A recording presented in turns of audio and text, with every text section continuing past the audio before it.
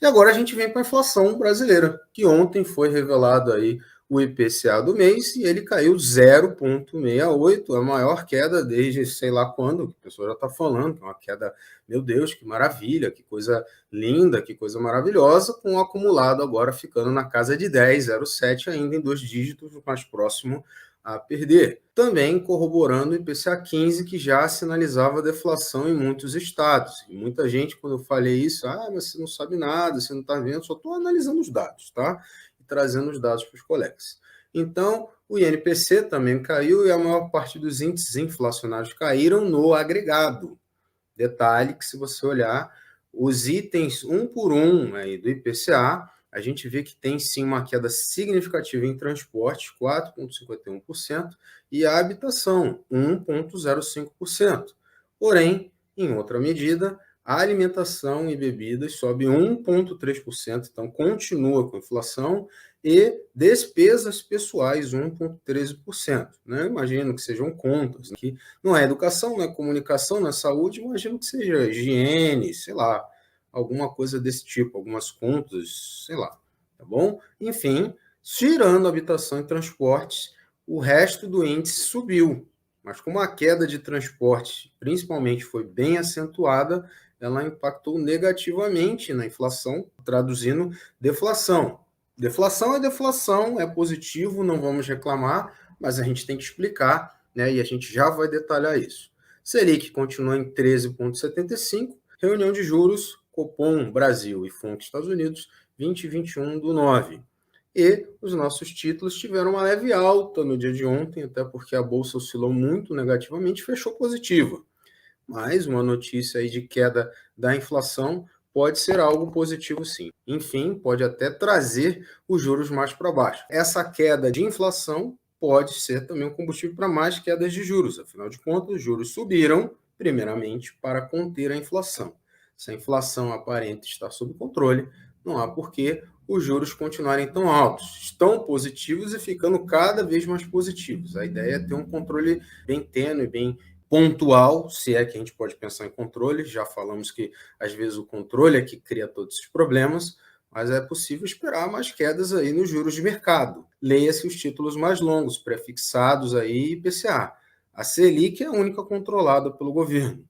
E a gente vê que o mercado está pagando bem menos. Está comprando mais, subindo o preço e reduzindo a taxa. Então, vamos aí aos comentários. Deflação até quando? Deflação no Brasil. Continua inflação Estados Unidos e China. Amplamente foi falado e antecipado o evento, mas quando ele ocorre, algumas pessoas ainda se surpreendem. Ou quando a gente aponta, por exemplo, da prévia, fala, não é bem assim, não é assim, não é assado, sendo que nós temos um programa aqui diário que a gente analisa. É óbvio que tem coisas que não estão sendo ditas e a gente vai tentar dizer aquelas que a gente sabe, conhece, sem, né, exageros. Primeiramente, eu recomendo os vídeos aí de Ideias Radicais e do Fernando Urus sobre o tema, eu deixo na descrição. E temos que citar, obviamente, todos os pacotes de benesses, Bolsa Caminhoneiro, Bolsa Uber, Bolsa, vídeo do seu canal financeiro, sei lá, tantas bolsas aí, Auxílio Brasil e cortes de tributo.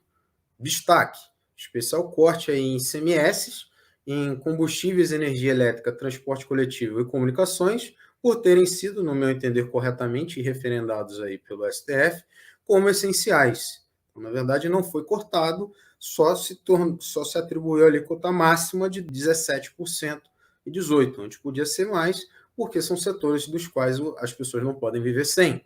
É óbvio, né? Como é que combustível, energia elétrica, transporte coletivo e comunicações não eram considerados essenciais antes? Então, essa decisão, por ser referendada, essa sim tem caráter duradouro, e uma que já é temporária, o corte de PIS e COFINS em combustíveis promovido pelo governo federal, vigorando até o final do ano, além das bolsas e auxílios, vigorando em tese também só até o final do ano. Essa série de medidas tiveram seu impacto claramente sentido ao ver a queda mais evidente justamente em transporte, favorecido duplamente, seja pela redução da própria alíquota no transporte coletivo, seja para aqueles que usam o transporte privado, né, particular, por meio do corte de combustíveis indiretamente foi afetado.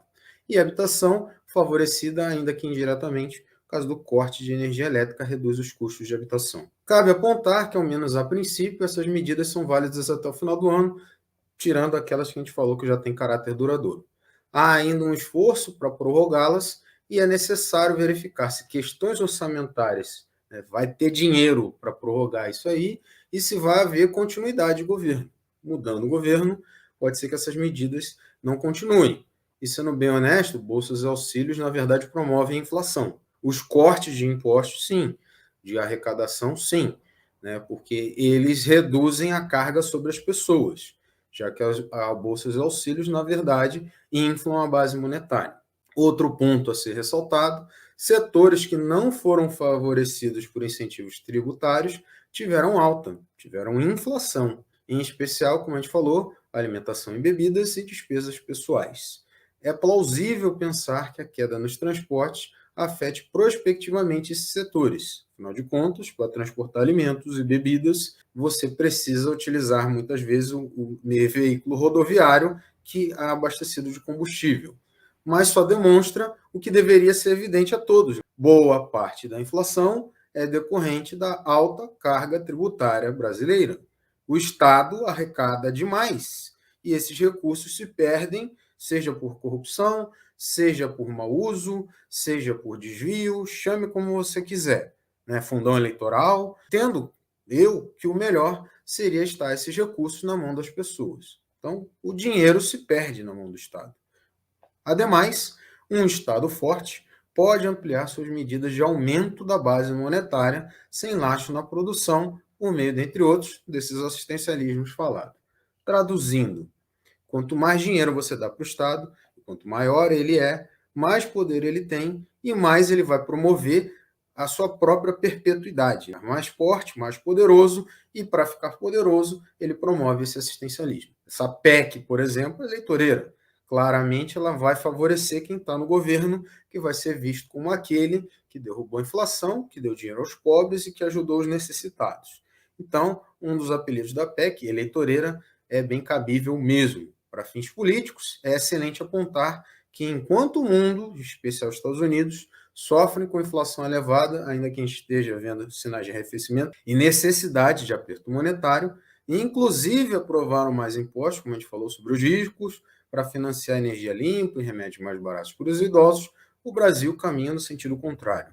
Juros em topo e antecipando que já ajudou também na questão cambial, subiu os juros com isso, atraiu o capital para cá e fez o dólar cair frente ao real, né? Porque a pessoa vende dólar para comprar real, e também ajudou a nossa bolsa a se recuperar, e também ajudou os nossos títulos e a nossa dívida a ser rolada a preços mais caros, obviamente, um endividamento maior, mas foi rolada.